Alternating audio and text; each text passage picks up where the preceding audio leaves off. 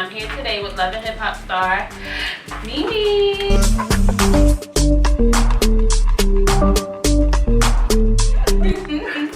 So let's jump right into it. We saw the dynamics in your relationship with Arian change up a little bit. You were really annoyed with her when she decided to walk in Margeaux's fashion show. Can you talk about that a little bit?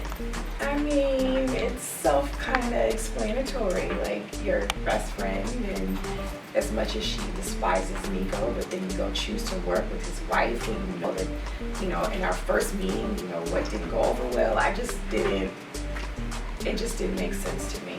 So.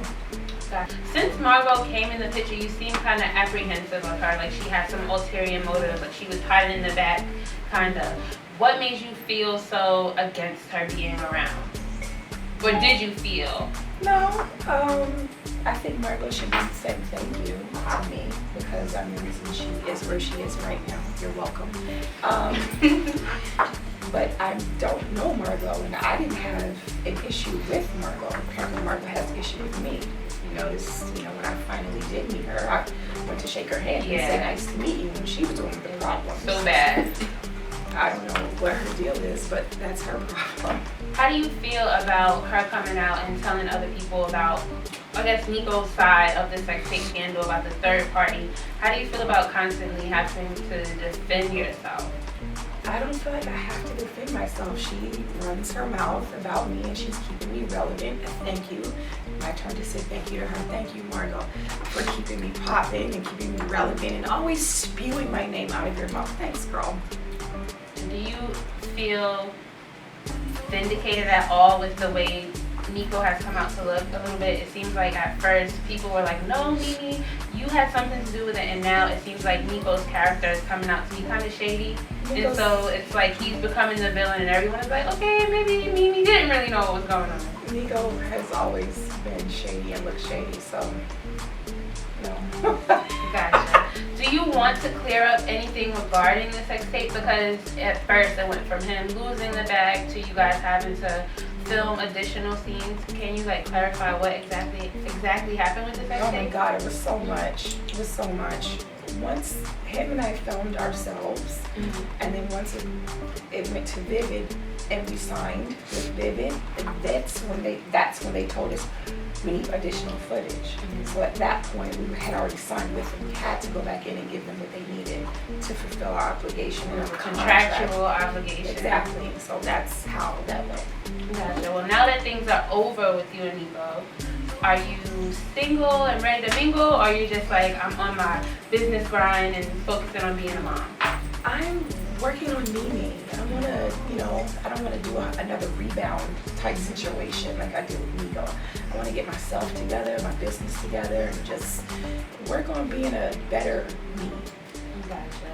Now we see you budding as an entrepreneur with your management company. How's that going? It's going a little slow. This is my first time doing it, and I'm still learning. But yeah, it's going. So what's it like to actually be working with DBJ? Because initially you guys had a rocky relationship, but now it seems like you guys kind of figured it out. Like you guys are going somewhere together. It seems like it's like a good platonic relationship. How is that like managing a professional and personal relationship with him? Stevie is the reason why I wanted him to come in on MF management with me is because he's very knowledgeable in the music business. He's been in it for many, many years. He has lots of contacts. And so I figured he would be a good person for me to consult with if I had questions about anything. So that's the role that he plays in MF management. We don't work together day to day sitting in an office or anything like that. If I have a question, I can call him and consult with him on X, Y, and Z. So what's next for MF management?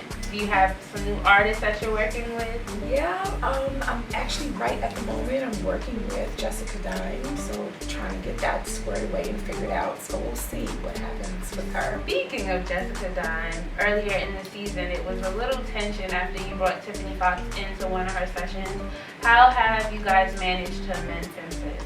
I mean, I explained to her the situation. And once I explained it to Tiffany and explained it to Jessica, you know, everybody was like, okay, you know, everybody got an understanding once I explained the situation. There was no malice, it was just like bringing her on. Gotcha.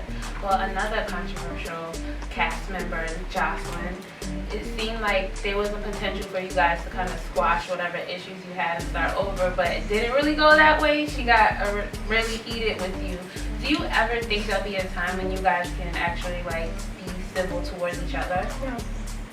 No, I don't do Jocelyn. She's not even at a mature level for me to even deal with. So it's pointless. She can't have a civil conversation. The first thing she wants to do is lash out and fight and hit. And I just think it's ridiculous. She needs to grow the fuck up. Pardon my language. Grow up, girl. With that said, how do you deal with her being around your daughter Eva? It's hard. It's hard. When Eva goes to Stevie's home, I worry. Like it's hard. But I'm certainly not going to keep my daughter away from her dad because he chooses to deal with an animal.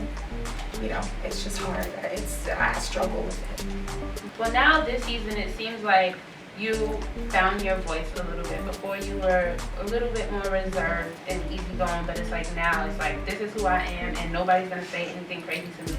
What do you credit that to? Growing up, you know, living, maturing.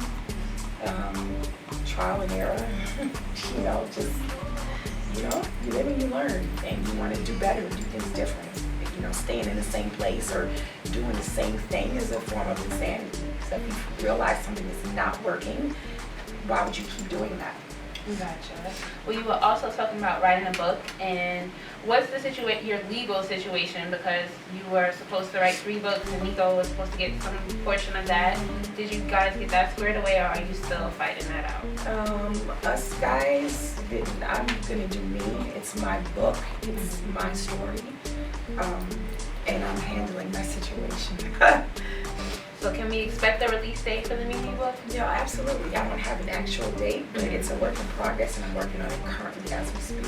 Oh, awesome. Well, I can't wait to read. I'm sure it's going to be tons and tons of juicy info. Yes. Well, thank you so much for your time, Mimi. Thank you. And be sure to tune in every Monday night at 8 o'clock on VH1 to see Mimi and the rest of the Love and Hip Hop Atlanta